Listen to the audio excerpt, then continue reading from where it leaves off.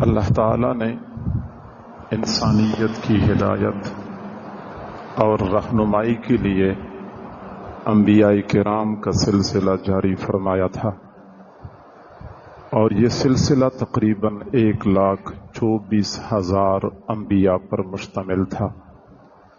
سب سے آخر میں اللہ تعالیٰ نے اپنے محبوب صلی اللہ علیہ وسلم کو مبعوث فرما کر نبوت کا سلسلہ مکمل فرمایا۔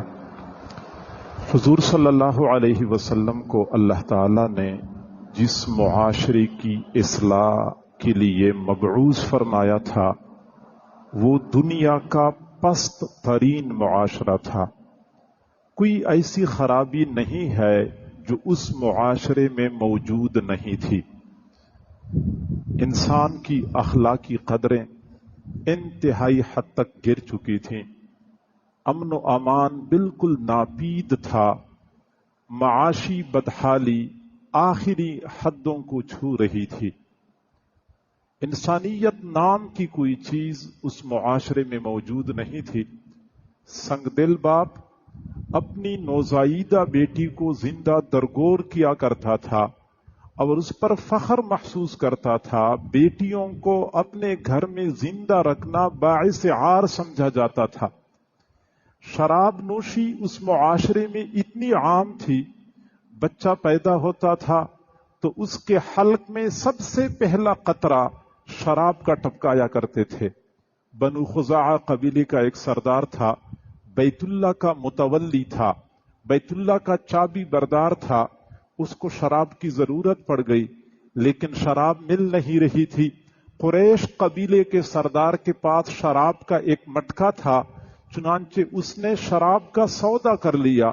قریش قبیلے کے سردار نے کہا کہ بیت اللہ کی چابی مجھے دے دو، شراب کا مٹکا لے لو۔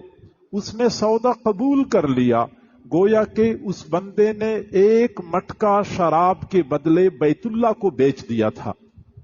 امن و امان اس قدر ناگفتگو تھا۔ مکہ مکرمہ کے قریب عکاظ بازار لگتا تھا۔ اس بازار میں ایک آدمی زمین پر بیٹھ گیا اور اپنا پاؤں ایسے پھیلایا اور کہا کہ ہے کوئی ایسا آدمی جو اس ٹانگ کو موڑ سکے؟ سارے لوگوں کو خامخواہ میں چیلنج کر دیا۔ ان میں سے ایک آدمی آیا، اس کو غصہ آیا کہ ہمیں چیلنج کر رہا ہے۔ اس کے ہاتھ میں کلہاڑا تھا، ایک زوردار وار کر لیا، ٹانگ کو موڑ تو نہ سکا، البتہ اس کے 2 ٹکڑے کر دیے۔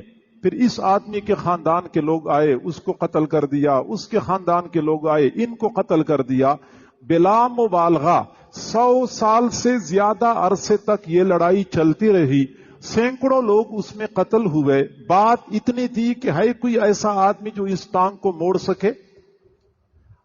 فحاشی، بے حیائی جو اس وقت آخری درجے پہ پہنچ چکی ہے، لیکن اگر میں عرض کروں کہ عرب معاشرے میں اس سے کہیں زیادہ تھی۔ بخاری شریف کی روایت ہے کہ اس زمانے میں بدکار عورتیں باقاعدہ اپنے گھر پہ جھنڈا لگایا کرتی تھیں۔ یہ جھنڈا اس بات کی پہچان ہوتی تھی کہ اگر کوئی آنا چاہے تو آنے کی اجازت ہے۔ یعنی اس حد تک فحاشی اور بے حیائی عام ہو چکی تھی۔ معاشی بدحالی اتنی تھی کہ یہ درختوں کے پتے کھانا اور گھاس کی تنکے کھانا، مردار کھانا یا جانوروں کا پرانا خشک چمڑا چبانا اور اس سے اپنی ضرورت پوری کرنا، یہ تو روزانہ کا معمول بنا ہوا تھا۔ اور وہ معاشرہ معاشرتی اعتبار سے یا اقوام عالم کے سامنے اتنا پست ہو چکا تھا کہ قیصر اور کسریٰ اس وقت 2 منظم حکومتیں تھیں، اور یہ دونوں حکومتیں ایک ایک بالش زمین کے لیے آپس میں جگڑتی تھیں اور ان کی لڑائیاں چل رہی ہوتی تھیں۔ لیکن نہ کبھی قیصر نے سوچا کہ میں عرب پہ حملہ کر دوں، عرب علاقے کو قبضہ کر لوں، نہ کبھی کسریٰ نے اس بارے میں سوچا۔ اس کی بنیادی وجہ یہ تھی کہ عرب معاشرہ اتنا گرا ہوا تھا کہ دنیا کا کوئی حکمران ان پر حکومت کرنا بھی گوارا نہیں کرتا تھا۔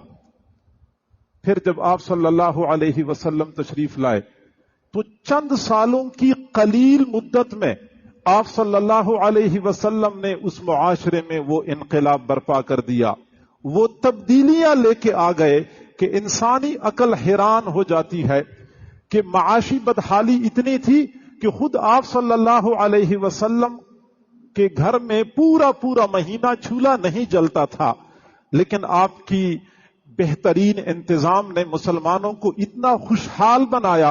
حضرت عدی بن حاتم رضی اللہ تعالی عنہ فرماتے ہیں کہ میں حضور صلی اللہ علیہ وسلم کی خدمت میں بیٹھا ہوا تھا، ایک بندہ آیا اور اپنی معاشی پریشانی کا تذکرہ کیا کہ اللہ کے نبی حالات ٹھیک نہیں ہیں اور کھانے پینے کا فقدان ہے. تو حضور صلی اللہ علیہ وسلم نے میری طرف دیکھا، فرمایا عدی اگر آپ کی زندگی لمبی رہی تو آپ دیکھ لیں گے کہ ایک آدمی گھر سے باہر نکلے گا، اس کے ہاتھ میں سونا ہوگا اور برسر بازار وہ آوازیں لگا رہا ہوگا کہ وہ لوگوں یہ زکوٰۃ کا سونا ہے، اگر تم میں سے کوئی بندہ مستحق ہے تو یہ سونا مجھ سے قبول کر لے. اس کو زکوٰۃ کا مستحق بندہ نہیں ملے گا. حضرت عدی بن حاتم رضی اللہ تعالیٰ عنہ فرماتے ہیں کہ پھر میں نے اپنی آنکھوں سے وہ منظر دیکھ لیا کہ ایک آدمی کے ہاتھ میں سونا تھا، آوازیں لگا رہا تھا کہ زکوٰۃ کا سونا ہے، کوئی مستحق نہیں مل رہا، تم میں سے کوئی بندہ مستحق ہو تو مجھ سے یہ سونا لے لے. یعنی اتنے معاشی طور پہ لوگ اتنے خوشحال ہو چکے تھے کہ زکوٰۃ قبول کرنے کے لیے مستحق نہیں ملا کرتا تھا. امن و امان اتنا اعلیٰ درجے کا قائم ہوا. حضرت عدی بن حاتم رضی اللہ عنہ فرماتے ہیں کہ میں حضور صلی اللہ علیہ وسلم کی خدمت میں موجود تھا. ایک آدمی آیا اور کہنے لگا اللہ کے نبی ہمارے علاقے میں کچھ لوگ اٹھ چکے ہیں، لوگوں کا مال لوٹتے ہیں، لوگوں کی جانوں کا نقصان کرتے ہیں. پھر آپ صلی اللہ علیہ وسلم نے میری طرف دیکھا، فرمایا عدی اگر آپ کی زندگی لمبی رہی تو آپ اپنی آنکھوں سے دیکھ لیں گے کہ آپ مکہ ہیرا مقام سے ایک خاتون چلے گی مکہ مکرمہ تک، اکیلے سفر کرے گی، اونٹ پہ سوار ہوگی، زیورات سے لدی ہوئی ہوگی، مکے تک اکیلے سفر کرے گی، نہ اس کو اپنی جان کا خطرہ ہوگا، نہ مال کا خطرہ ہوگا، نہ عزت کا خطرہ ہوگا. حضرت عدی بن حاتم رضی اللہ تعالی عنہ فرماتے ہیں کہ پھر ایک وقت ایسا آیا کہ میں نے اپنی آنکھوں سے دیکھ لیا، مکہ مکرمہ میں تھا، ایک خاتون اونٹ پہ سوار مکہ مکرمہ میں آئی، لوگوں نے بتایا کہ یہ ہیرا مقام سے آئی ہے. ہیرا کوفہ کے قریب ایک مقام کا نام ہے. مکہ مکرمہ اور ہیرا کے درمیان 1 مہینہ کی مسافت ہے. 1 مہینہ اس خاتون نے اکیلے سفر کیا ہے. پتہ نہیں کتنے بیابانوں سے، کتنے جنگلوں سے، کتنے صحراؤں سے وہ خاتون گزری ہوگی، اکیلے سفر کرتی رہی، مکہ مکرمہ پہنچ گئی. مکہ مکرمہ میں لوگوں نے پوچھا کہ اتنا دور کا سفر آپ نے اکیلے کیا ہے، آپ کو اپنی جان کا، مال کا یا عزت کا خوف لاحق نہیں ہوا؟ اس خاتون نے جواب دیا کہ قسم ہے اس پروردگار کی جس نے اپنے محبوب کو حق کے ساتھ مبعوث فرمایا ہے، میں نے ہیرا مقام سے لے کر یہاں تک سارے لوگوں کو ایسا پایا جیسا کہ ایک ماں کی اولاد ہو، ایک ماں کی اولاد کی طرح، ایک دوسرے کے لیے اچھا سوچنے والے، ایک دوسرے کے لیے راحت کا ذریعہ بننے والے. تو آپ صلی اللہ علیہ وسلم نے امن و امان ایسا قائم کیا تھا. اور بندہ حیران ہو جاتا ہے کہ وہ معاشرہ جو اقوام عالم کے سامنے اس قدر پستی کا شکار تھا کہ کوئی حکمران ان پر حکومت کرنا گوارا نہیں کرتا تھا، چند سال کی قلیل مدت میں حضرت امیر معاویہ رضی اللہ تعالیٰ عنہ کے زمانے میں 66 لاکھ مربع میل سرزمین تک اسلامی سلطنت کی حدود پھیل چکی تھی. 66. ہارون الرشید ایک مرتبہ اپنے دربار میں بیٹھا ہوا تھا تو اس کے اوپر سے بادل تیز ہوا کے ساتھ چلتا ہوا نظر آیا. تو جب بادل گزر گیا تو ہارون الرشید نے بادل کو خطاب کر کے کہا تھا، سیری حیثما شئت انت سیری انما یاتینی خراجک. بادل تو جہاں چاہتا ہے چلا جا، جدھر چاہتا ہے برس لے، لیکن یاد رکھنا تیرے پانی سے پیدا ہونے والی پیداوار کا خراج میرے بیت المال میں آئے گا. یعنی مسلمان حکمرانوں کو اس قدر رفعت حاصل تھی کہ بادلوں کو خطاب کر کے کہا کرتے تھے کہ تیرے پانی سے پیدا ہونے والی پیداوار کا خراج میرے بیت المال میں آئے گا. وہ معاشرہ اس قدر بلندی پہ آ گیا. وہ لوگ جن کو معاشرے میں کوئی مقام اور مرتبہ حاصل نہیں تھا ان کو اللہ نے عظمتیں دیں، رفعتیں دیں، بلندیاں عطا کر دیں. مادی طور پہ، معاشرتی طور پہ، روحانی طور پہ اللہ رب العزت نے ان کو وہ بلند مقامات عطا فرمائے کہ آج کی دنیا اس کی نظیر پیش کرنے سے قاصر ہے. سوال یہ پیدا ہوتا ہے کہ آخر ان صحابہ کرام کو یہ بلندیاں کیسے ملی، وہ رفعتیں کیسے ملی؟ تو قرآن پاک میں اللہ تعالی نے اس حقیقت سے پردہ ہٹایا ہے کہ حضرات صحابہ کرام نے 4 امور کا اہتمام کیا تھا، 4 امور کی تکمیل فرمائی تھی، اور وہی 4 امور ان کا مرکز اور محور رسول اللہ صلی اللہ علیہ وسلم کی ذات ہے. گویا کہ صحابہ کرام کی زندگی رسول اللہ صلی اللہ علیہ وسلم کے ارد گرد گھوم رہی ہوتی تھی. اللہ رب العزت نے فرمایا فالذین آمنوا به وعزروه ونصروه واتبعوا النور الذی انزل معه اولئک هم المفلحون. صحابہ کرام وہ لوگ تھے جو رسول اللہ پر ایمان لائے، رسول اللہ کی تعظیم کر لی، رسول اللہ کی مدد کر لی، رسول اللہ پر جو قرآن نازل ہوا، جو حدیث رسول اللہ کو عطا کی گئی ان کی اتباع کر لی. یہ 4 کام کر لیے. اللہ نے فرمایا اولئک هم المفلحون، یہی لوگ فلاح پانے والے ہیں، یہی لوگ اللہ کے ہاں کامیاب سمجھے جاتے ہیں. تو معزز سامعین، یہ 4 امور ہیں. صحابہ کرام نے ان 4 امور کی تکمیل فرمائی تھی، اور یہی حضور صلی اللہ علیہ وسلم کا صحابہ کرام پر حق تھا، اور یہی رسول اللہ کا ہم پر حق ہے. یہی ربیع الاول کا پیغام ہے، اور یہی ایک مسلمان کی کامیابی کے لیے ضمانت ہے. پہلا کام، وہ لوگ جو رسول اللہ پر ایمان لائے. ایمان تو ہم بھی رکھتے ہیں، ہم بھی دعویٰ کرتے ہیں کہ مومن ہیں، لیکن صحابہ کرام کا ایمان اور ہماری ایمان میں زمین و آسمان کا فرق پایا جاتا ہے. اسی لیے تو اللہ رب العزت نے ہمیں حکم دیا ہے یا ایھا الذین آمنوا آمنوا باللہ ورسولہ، اے ایمان والو تم اللہ پر ایمان لاؤ، اللہ کے رسول پر ایمان لاؤ. سوال یہ پیدا ہوتا ہے کہ جب ایک مرتبہ فرمایا کہ ایمان والو، پھر دوبارہ کیوں حکم دیا جاتا ہے کہ ایمان لاؤ؟ سمجھانا مقصود ہے کہ ایمان والو تمہارے پاس ایمان کی ظاہری صورت موجود ہے، لیکن یہ صورت کافی نہیں ہے، ایمان کی حقیقت چاہیے. اور حضرات صحابہ کرام ایسا ایمان لا چکے تھے.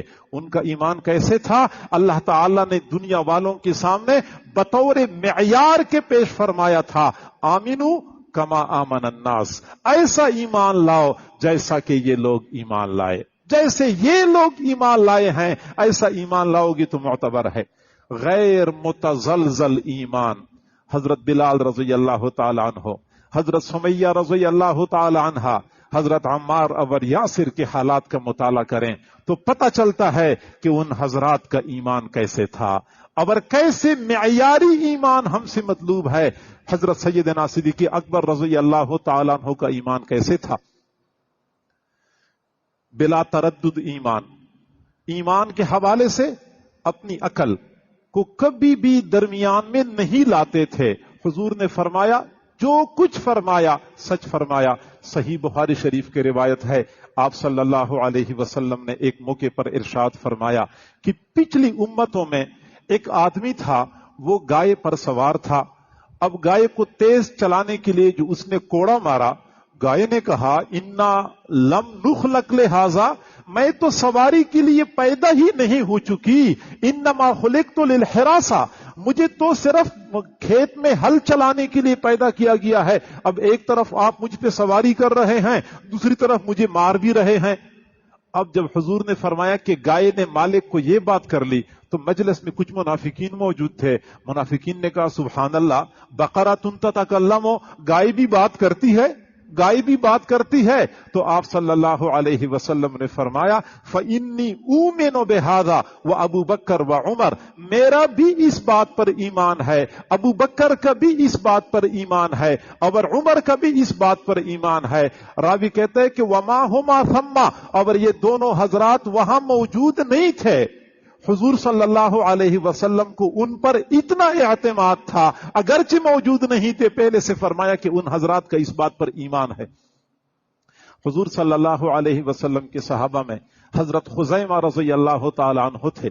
آپ صلی اللہ علیہ وسلم نے ایک مرتبہ بازار میں ایک دیہاتی آدمی سے گھوڑا خریدا۔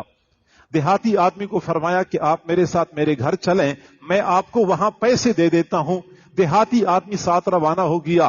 پتہ نہیں راستے میں اس دیہاتی آدمی کی نیت خراب ہو گئی کہ شاید میں نے گھوڑا سستا دے دیا۔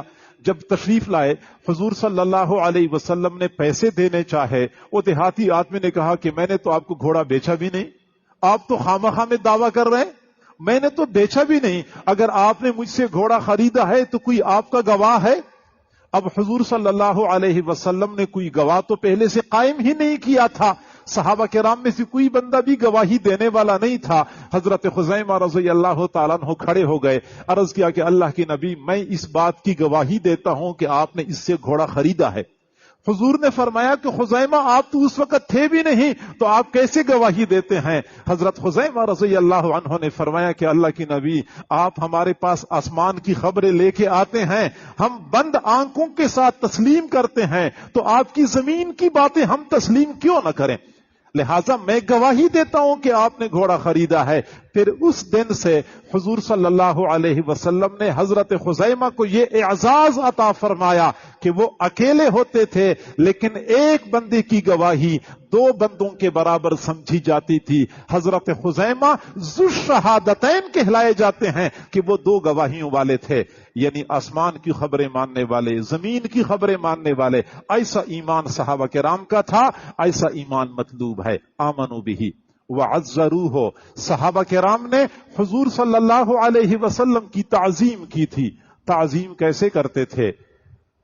ابو جحیفہ رضی اللہ تعالیٰ عنہ کی روایت ہے، حضور صلی اللہ علیہ وسلم مینا کے میدان میں تھے، آپ نے خیمے کے اندر وضو فرمایا، وضو کا استعمال شدہ پانی برتن میں جمع ہو گیا، پھر حضرت بلال کو فرمایا کہ بلال یہ پانی باہر لے جاؤ، صحابہ کرام انتظار کر رہے ہیں۔ حضرت بلال نے وہ برتن اٹھایا، جو ہی باہر لے کے چلے گئے، حضرات صحابہ کرام اس پانی کے اوپر جھپٹ پڑے۔ اب ہر بندہ کوشش کر رہا تھا کہ پانی میں ہاتھ ڈالے اور وہ ہاتھ اپنے چہرے پر پھیر لے۔ اگر کسی ساتھی کا ہاتھ برتن تک نہیں پہنچتا تھا تو اپنے ساتھ والے ساتھی کے ہاتھ پہ ہاتھ پھیر کے وہ پھر اپنے چہرے پر پھیر لیا کرتے تھے۔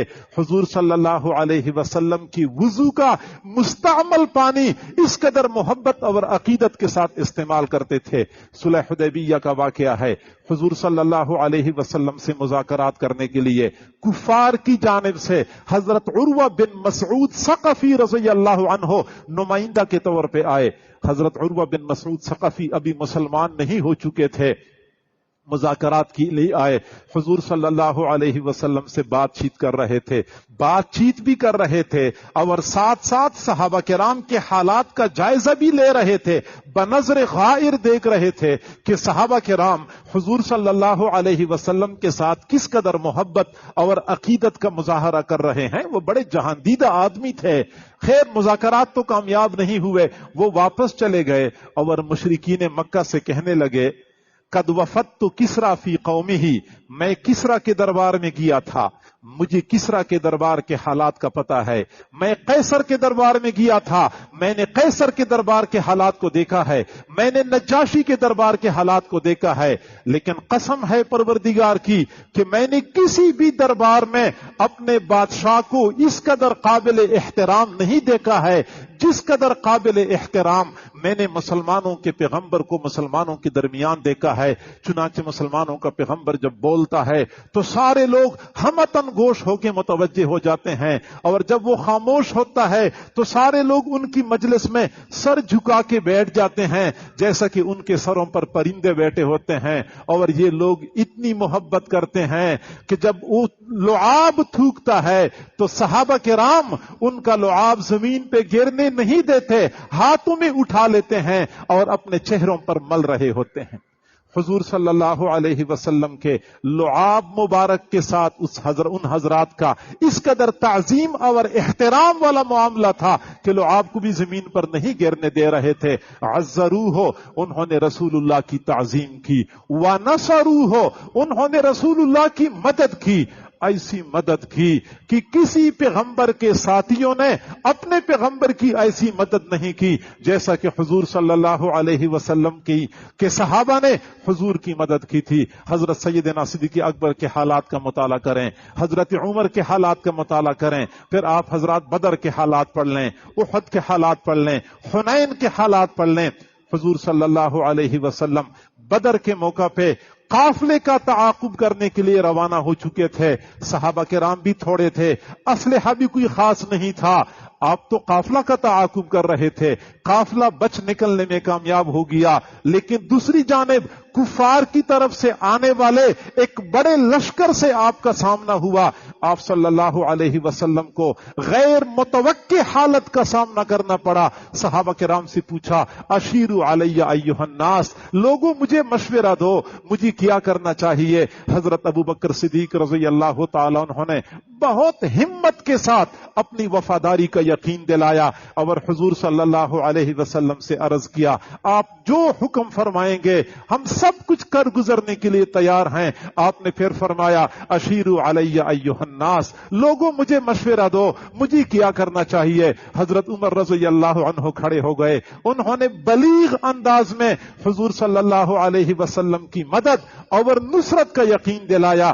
آپ نے پھر فرمایا، اشیروا علی ایھا الناس، لوگوں مجھے مشورہ دو، مجھے کیا کرنا چاہیے. اس وقت پھر حضرت مقداد بن اسود رضی اللہ تعالی عنہ کھڑے ہو گئے، عرض کیا، لا نقول کما قالت بنو اسرائیل لموسیٰ اذهب انت وربک فقاتلا انا ہاہنا قاعدون. اللہ کے نبی، ہم آپ سے وہ بات نہیں کرتے جو بنی اسرائیل نے حضرت موسیٰ علیہ السلام سے کی تھی کہ آپ بھی چلیں، آپ کا رب بھی چلے، تم قتال کرو، ہم یہاں بیٹھے ہوئے ہیں. نہیں، ہم بنو اسرائیل کی طرح بات کرنے والے نہیں ہیں. ولیکن نقول نقاتل عن یمینک وعن یسارک وبین یدیک وخلفک. اللہ کے نبی، ہم آپ کے دائیں جانب سے، بائیں جانب سے، آگے سے اور پیچھے سے قتال کریں گے. حضور صلی اللہ علیہ وسلم کو اس انداز سے اپنی مدد کا یقین دلایا. چنانچہ صحابہ کرام فرماتے ہیں، حضور صلی اللہ علیہ وسلم کا چہرہ مبارک خوشی سے چمک اٹھا. صحابہ کرام یہ چاہت کر رہے تھے کہ کاش کہ یہ الفاظ ہم ادا کر لیتے اور یہ اعزاز ہمیں حاصل ہو جاتا. وَنَصَرُوهُ، انہوں نے رسول اللہ کی مدد کی. احد کا میدان تھا، حضور صلی اللہ علیہ وسلم کفار کے نرغے میں آ چکے تھے. چنانچہ کافروں نے تیر اندازی شروع کر دی، شدت کی تیر اندازی.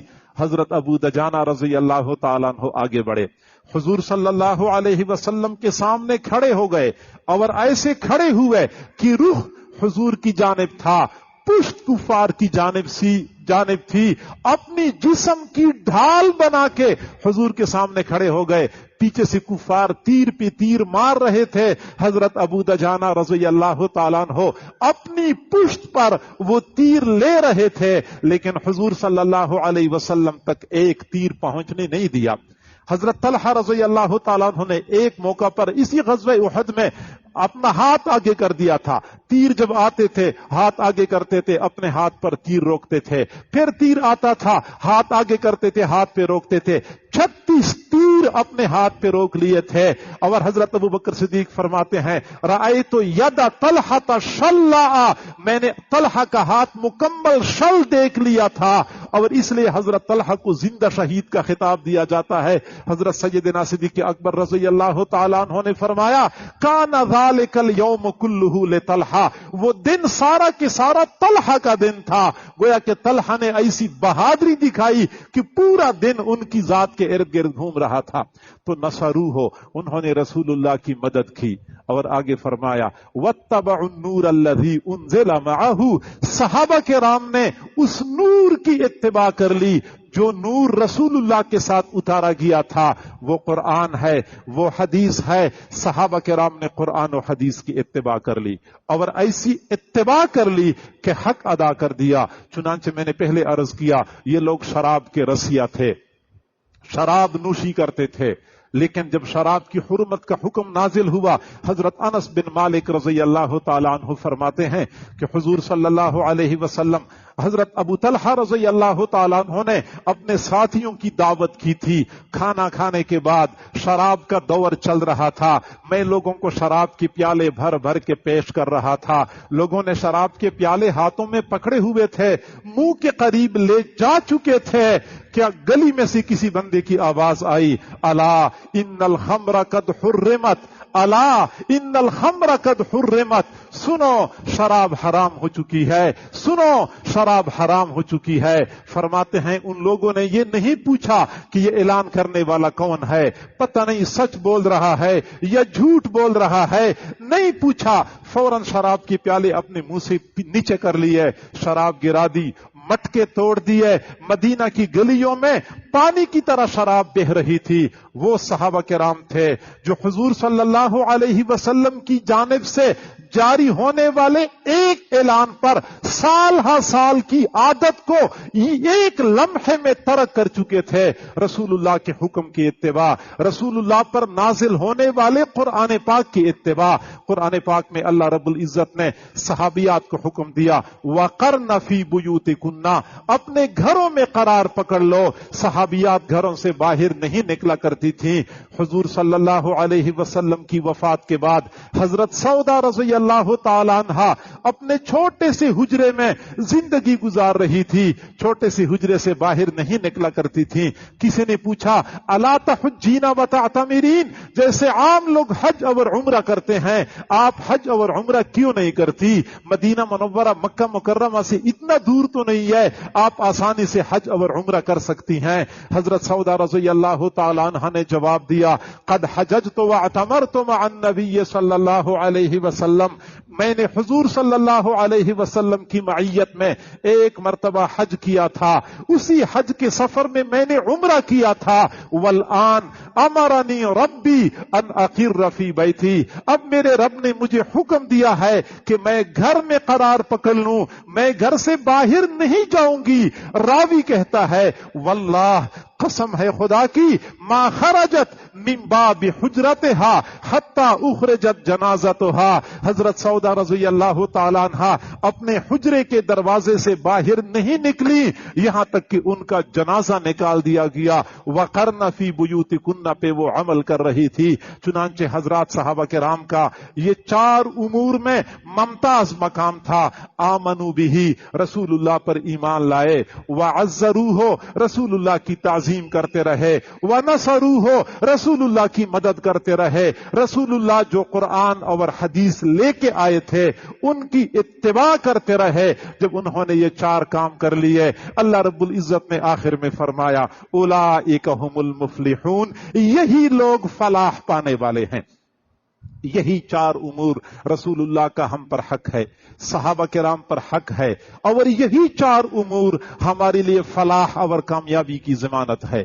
آج اگر امت مسلمہ ہر اعتبار سے پستی کا شکار ہے، معاشی بدحالی ہے، معاشرتی خرابی ہے، امن و امان کا فقدان ہے، یا اقوام عالم کے سامنے امت مسلمہ انتہائی حد درجے کی گر چکی ہے، ان تمام تر امور کا ایک ہی علاج ہے، بہترین نسخہ ہم ان چار امور کی تکمیل کر لے. ایمان لائیں. ایمان لانے کے لیے ایمان تو ہم لا چکے ہیں، لیکن جیسی ایمان ہے یہ کافی نہیں ہے، ایمان بنائیں. جو ہے اس ایمان کو بنانے کی ضرورت ہے، اور اس ایمان کو بنانے کے لیے اللہ والوں کے ساتھ جڑنا پڑتا ہے، اللہ والوں کا دامن تھامنا پڑتا ہے۔ یقیناً اللہ والوں کی صحبت، اللہ والوں کی تعلق کی بدولت بندے کا ایمان حقیقی معنوں میں ایمان بن جاتا ہے۔ لہذا ایک تو ایمان بنانے کی ضرورت ہے، رسول اللہ کی تعظیم کرنے کی ضرورت ہے۔ رسول اللہ اس وقت ہمارے درمیان موجود نہیں ہیں، لیکن رسول اللہ صلی اللہ علیہ وسلم کے کچھ معاصر ہمارے درمیان موجود ہیں۔ مدینہ منورہ موجود ہے، حضور صلی اللہ علیہ وسلم کے اہل بیت موجود ہیں، حضور صلی اللہ علیہ وسلم کی تعلیمات احادیث کی شکل میں ہمارے پاس موجود ہیں، حضور صلی اللہ علیہ وسلم کے جانشین وارثین مشایخ صوفیاء کی شکل میں، علماء کی شکل میں موجود ہیں۔ اگر ہم ان کی تعظیم کریں گے یہ ایسے ہوگا جیسا کہ ہم رسول اللہ کی تعظیم کر رہے ہیں، اور یہی ہمارے اکابر کا طریقہ تھا۔ حضور صلی اللہ علیہ وسلم کے ساتھ جس چیز کی نسبت ہوتی تھی اس چیز کی ایسی تعظیم کرتے تھے جیسا کہ حضرات صحابہ کرام اپنے زمانے میں رسول اللہ کی تعظیم کیا کرتے تھے۔ حضرت مولانا رشید احمد گنگوئی رحمت اللہ علیہ مسجد کے صحن میں اپنے شاگردوں کو حدیث پڑھا رہے تھے، اچانک بارش شروع ہو گئی، شاگردوں نے کتابیں بچانے کے لیے مسجد کے ہال کی طرف دوڑنا شروع کر دیا۔ حضرت گنگوئی رحمت اللہ علیہ نے دیکھا کہ طلباء کی جوتیاں بارش میں گیلی ہو رہی ہیں، فوراً آگے بڑھے، رومال بچھایا، شاگردوں کی جوتیاں رومال میں ڈال دیں، گٹھڑی بنا کے سر پہ رکھ کے مسجد کے ہال کی طرف لانے لگے۔ شاگردوں کی چیخیں نکل گئیں، حضرت ہمیں اتنا گناہگار تو نہ کریں، آپ ہماری جوتیاں تو سر پہ نہ اٹھائیں۔ حضرت گنگوئی رحمت اللہ علیہ نے فرمایا تم میرے محبوب کی حدیثیں پڑھتے ہو، رشید احمد گنگوہی آپ کی جوتیاں سر پہ نہ اٹھائے تو اور کیا کرے؟ حضور کی حدیثیں پڑھنے والے طلباء کے لیے دل میں اتنا مقام اور مرتبہ، مدینہ منورہ کا مقام اور مرتبہ۔ حضرت مدنی رحمت اللہ علیہ نے دارالعلوم دیوبند کے صحن میں کیکر کا درخت لگوایا۔ کسی نے کہا کہ حضرت کیکر کے درخت سے تو کانٹوں کے سوا کچھ بھی نہیں ملتا، سایہ دار درخت لگوا لیتے، پھلدار درخت لگوا لیتے، کیکر کے درخت سے کیا ملتا ہے؟ حضرت مدنی رحمت اللہ علیہ نے فرمایا بیٹا آپ لوگوں کو تو کیکر کے درخت سے کانٹوں کے سوا کچھ بھی نہیں ملتا، جبکہ مجھے تو اس درخت سے بہت کچھ مل جاتا ہے۔ میں نے جس دن پڑھا ہے کہ حضور صلی اللہ علیہ وسلم نے بیعت الرضوان کے موقع پہ جس درخت کے نیچے صحابہ سے بیعت لی تھی وہ کیکر کا درخت تھا، اس دن سے دل میں کیکر کی محبت پیدا ہو چکی ہے۔ میں کیکر کے درخت کو دیکھتا رہوں گا، اپنے محبوب کی یاد کو تازہ کرتا رہوں گا۔ اگر حضور صلی اللہ علیہ وسلم کی ذات کے ساتھ کیکر کو نسبت حاصل ہو گئی تو میرے اکابر کو کیکر سے محبت تھی۔ اگر حضور علیہ الصلوۃ والسلام کے ساتھ مدینہ کے در و دیوار سنگریزوں اور کانٹے دار جھاڑیوں کو نسبت حاصل ہو گئی تو میرے اکابر کو انہی کانٹے دار جھاڑیوں کے ساتھ بھی محبت تھی۔ حضرت نانوتوی رحمت اللہ علیہ مکہ مکرمہ سے مدینہ منورہ تشریف لے جا رہے تھے، دور سے مدینہ منورہ کی آبادی نظر آئی، جو ہی آبادی نظر آئی اونٹ سے نیچے اترے، جوتے اتار دیے، ننگے پیر چلنا شروع کر دیا۔ شاگردوں نے کہا استاد جی ابھی تو کافی سارا فاصلہ باقی ہے، نوکیلے پتھر ہیں، کانٹے دار جھاڑیاں ہیں، آپ کے پاؤں زخمی ہو جائیں گے۔ حضرت نانوتوی رحمت اللہ علیہ نے فرمایا یہ نوکیلے پتھر مجھے بھی نظر آ رہے ہیں، کانٹے دار جھاڑیاں میرے سامنے بھی ہیں، لیکن میری محبت مجھے اس بات کی اجازت نہیں دیتی کہ میں اس سرزمین کو جوتوں تلے رون ڈالوں جس سرزمین پر میرے محبوب کے قدم لگ چکے ہیں۔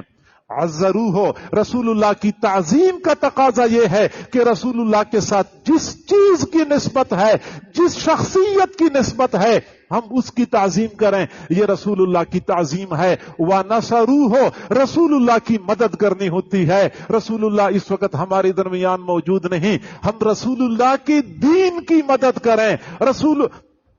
ان تنصر اللہ ینصرکم، اگر تم اللہ کی مدد کرو گے اللہ تمہاری مدد کرے گا۔ مفسرین فرماتے ہیں کہ اللہ کو تو ہماری مدد کی ضرورت نہیں ہے، تو اللہ کی مدد سے مراد اللہ کی دین کی مدد ہے۔ اسی طرح رسول اللہ کی مدد سے مراد رسول اللہ کے لائی ہوئی دین کی مدد ہے۔ یہ دین کے مختلف شعبے اس وقت کام کر رہے ہیں، مدارس کی صورت میں اللہ سکھانے والے حضرات خانقاہوں کی صورت میں کام کر رہے ہیں، دین کی دعوت کی صورت میں کام ہو رہے ہیں، کلمت اللہ کے اعلاء کے لیے، دین اسلام کی سربلندی کے لیے ظالم جابر حکمرانوں کے سامنے حق کا اظہار کیا جا رہا ہے۔ ان تمام تر شعبوں میں ہم اپنا کردار ادا کریں اپنی استطاعت کے مطابق تو ہم دین کی مدد کرنے والے بن جائیں گے۔ جو بندہ دین کی مدد کرنے والا ہوتا ہے وہ حقیقت میں رسول اللہ کی مدد کرنے والا ہوتا ہے۔ یہ اگلا عمل ہو گیا، واتبعوا النور الذی انزل معہ، اور اس نور کی اتباع کریں جو نور حضور صلی اللہ علیہ وسلم پر نازل ہوا۔ صحابہ کرام نے اس نور کی اتباع کی تھی۔ قرآن اور حدیث ہمارے درمیان موجود ہیں، اس پورے دین کو تھامنے کی ضرورت ہے، اس کو سینے سے لگانے کی ضرورت ہے، یقیناً پھر ہمیں فلاح مل جائے گا۔ پھر اولئک هم المفلحون کی جو بشارت ہے یہ صرف 14 صدیاں پہلے رہنے والے صحابہ کرام کے لیے نہیں ہے، بلکہ قیامت کی صبح تک آنے والی پوری انسانیت کے لیے ہے۔ جو بندہ بھی ان 4 کاموں کی تکمیل کرے گا اولئک هم المفلحون کا مصداق بنے گا، امت مسلمہ پیروں پہ کھڑی ہو جائے گی، تمام تر معاشرتی خرابیاں ختم ہو جائیں گی، امت مسلمہ کو وہ عظمت مل جائے گی جو 14 صدیاں پہلے حضرات صحابہ کرام کو نصیب ہو چکی تھی۔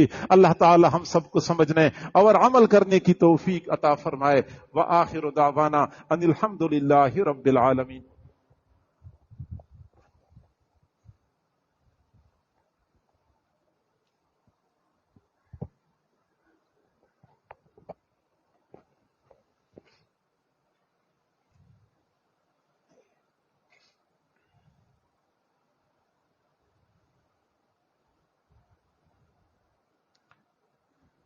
بہت سارے دوست احباب دور قریب سے بیعت کی نیت سے آئے ہیں،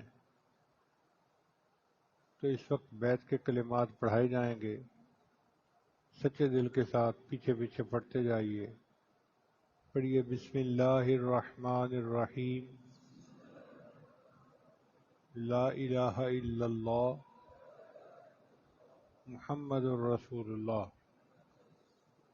آمنت باللہ وملائکتہ وکتبہ ورسلہ والیوم الآخر والقدر خیرہ وشرہ من اللہ تعالی والبعث بعد الموت، آمنت باللہ کما ہوا بأسمائہ وصفاتہ وقبلت جمیع احکامہ اقرار باللسان وتصدیق بالقلب، اشہد ان لا الہ الا اللہ واشہد ان محمدا عبدہ ورسولہ، استغفر اللہ ربی من کل ذنب واتوب الیہ برحمتک یا ارحم الراحمین۔ ان کلمات کو پڑھنے سے تو بتائے ہو چکے ہیں، چند معمولات ہیں جن کو باقاعدگی سے کریں گے تو اللہ تعالیٰ دل کو منور کریں گے۔ پہلا عمل ہے 100 مرتبہ استغفار صبح شام پڑھنا، دوسرا ہے 100 مرتبہ درود شریف پڑھنا، تیسرا ہے قرآن مجید کی تلاوت روزانہ کرنا، ایک پارہ پڑھیں آدھا پارہ پڑھیں مگر پڑھیں ضرور، جو حافظ ہیں وہ اپنی منزل کے حساب سے پڑھیں، اور چوتھا عمل ہے چلتے پھرتے ہر وقت دل میں اللہ کو یاد کرنا، دست بکار دل بیار، ہتھ کار ول دل یار ول، ہاتھ کام کاج میں مصروف ہوں اور دل اللہ تعالیٰ کی یاد میں مصروف ہو۔ اور پانچویں چیز ہے مراقبہ۔ یہ مراقبہ جو ہے تمام معمولات کا لب لباب اور نچوڑ ہے۔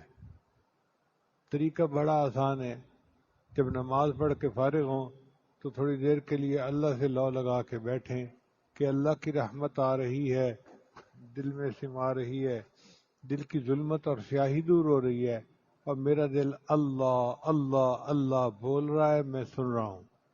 پڑھنا نہیں ہے زبان سے، سانس سے کچھ نہیں کرنا، گمان کرنا ہے کہ دل پڑھ رہا ہے اور میں سن رہا ہوں۔ اور حدیث مبارکہ ہے انا عند ظن عبدی بی، اللہ تعالیٰ فرماتے ہیں میں بندے کے ساتھ اس کے گمان کے مطابق معاملہ کرتا ہوں۔ تو جب بندہ یہ گمان لے کے بیٹھتا ہے کہ دل اللہ اللہ کہہ رہا ہے اور میں سن رہا ہوں، تو واقعی کچھ عرصے کے بعد اس کو اپنے دل سے اللہ اللہ کی آواز محسوس ہوتی ہے۔ اس کو ذکر قلبی، ذکر خفی کہتے ہیں۔